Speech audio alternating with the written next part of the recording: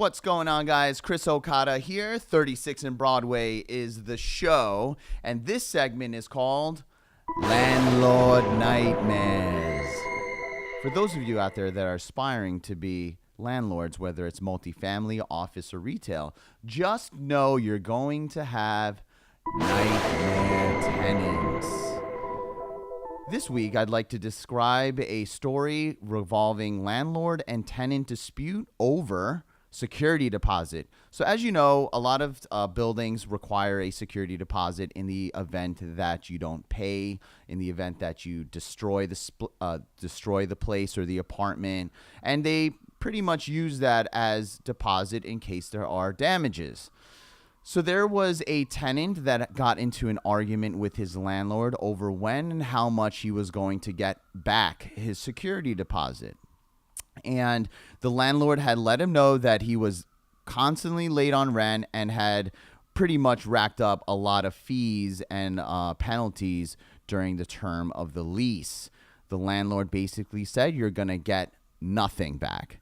The tenant was so furious, and he was actually in the trade. He was a general contractor. So the tenant was so furious that he cut open the sheetrock and stuffed pounds of dead and raw fish behind the wall, sealed it back up, and painted it that no one could tell what was going on. You could not find this thing.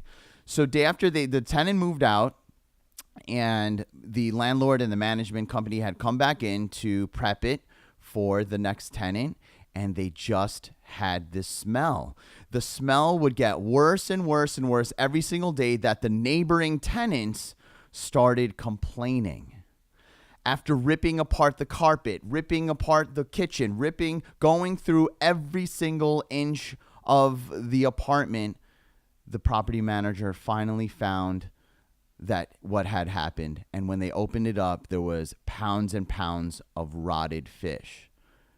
This is a nightmare tenant. So for all of you landlords out there, make sure you actually have your building policies in place and make sure you have your security deposit policy in place, but also play fair, because you don't want pounds and pounds of fish behind the wall and spending thousands of dollars trying to discover it.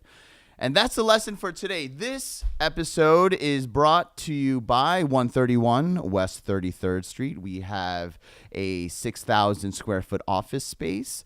If you'd like some more information on this, please visit our website at okadaco.com.